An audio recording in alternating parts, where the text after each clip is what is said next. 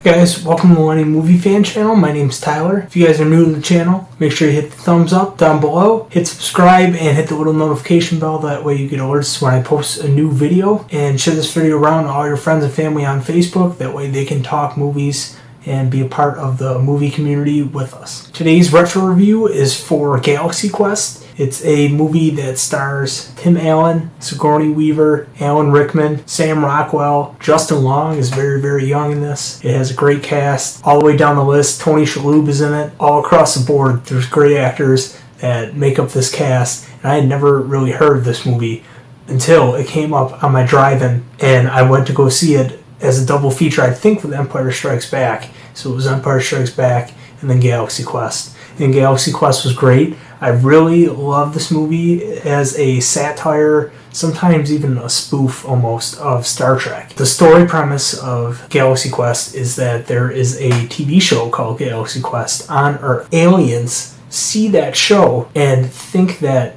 it's real events that happened on Earth, and it's just like chronicling historical documents, I believe is what they call it. When they're in trouble in space from like invading aliens that want to kill them, they are like, we have to turn to the starship captain from Galaxy Quest. It'd be like if they sought out William Shatner thinking he was really Captain Kirk to help them fight off this alien invasion. So they go down to Earth at like a convention, like they have Star Trek conventions for the Trekkies and stuff, and they run up to Tim Allen's character, who the actor is really arrogant, stuck up. He's got a big ego because he was the star of this really successful show. He portrays a character that is courageous and through his leadership propels his team to do great things and to save the galaxy from evil aliens like the ones that are trying to kill these aliens. So they walk up to him, and the humor that comes out of these aliens, they're like shape-shifting nerds and they talk funny. It's really great. It reminds me a little bit like Coneheads, where they're fish out of water characters and they just act all weird and excited to meet him. They like fanboy out, and he just thinks that they're nerds, and he's like, whatever, nerds, and he signs the thing and he walks away, and they chase him down and they recruit him. Figures out that they're real aliens and not real people. He has to get Sigourney Weaver, Alan Rickman, all the other people from his show on board. And Alan Rickman is really, really good in this. He's like the Spock to Tim Allen's Captain Kirk, and he is jealous of the spotlight that Tim Allen receives and thinks he's a douchebag for how he treats the other people in the cast, how he treats the fans, and that he's undeserving of all the praise that he gets. So he was great in this movie too. I just got finished doing a Harry Potter rewatch, so I was real excited to see Alan Rickman in another role other than Die Hard and Harry Potter, which I mostly know him from growing up. Sigourney Weaver is also great. She's like an old flame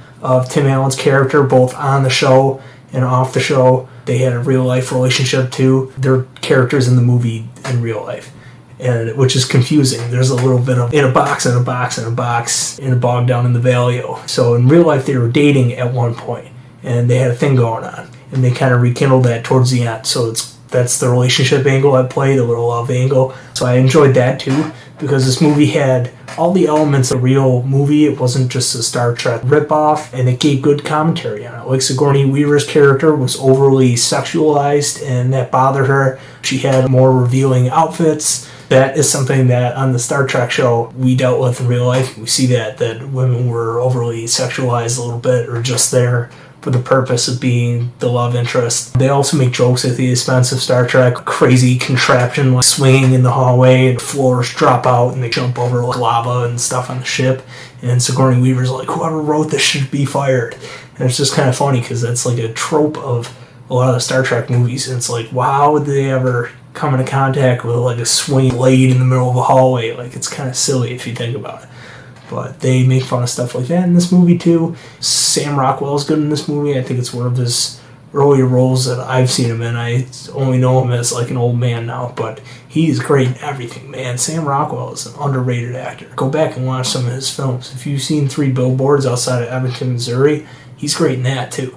He always seems to play like a racist dick, though. This movie, that's not the case. This movie had some crappy CGI. Take it for granted that it was made in the 90s, based on Star Trek, which also had crappy effects at times. This movie is a lot of fun, though, and it did stand on its own as its own story. It had a 3-act structure that was really, really good. It had a hero's journey. It had an arc for all the characters. It had everything that you would want in a movie, in a science fiction movie, and I was really surprised that more people don't talk about this movie. It's probably more of like a Star Trek fandom thing. They really like this movie. Maybe some of them don't, because it picks on Star Trek a little bit. I have never heard this movie. I hear about Spaceballs a lot, and that's more of a spoof than this was, like a satire a little bit. But it had its own story, which was entertaining enough as it is. If you're not a fan of Star Trek, which I'm kind of dipping my toes into Star Trek more and more these days, but I'm not the biggest fan. I'm more of a Star Wars guy. You could still get enjoyment out of this. You'll still enjoy it as a standalone thing. The cast, like I said, is awesome. The combination of characters and kind of the roles they play is really fitting too, when you think about like Alan Rickman as the Spock character. That's my review for Galaxy Quest, guys. If you guys have seen this one, let me know in the comments what you thought. I'd be excited to hear. If you haven't seen it, I definitely advise that you go back and watch it if you're interested in Star Trek. If you're interested in, if you like Spaceballs, that kind of rip on these sci-fi classics, I think you would enjoy this movie a lot. And then, like I said earlier in the video, make sure you give me a thumbs up down below, hit the like button, and share this video around to Facebook, Twitter, social medias. That helps out a lot too, and spreads the word of everything we got going on the channel. Thanks for tuning in, guys. Like I said, I will see you in the next video.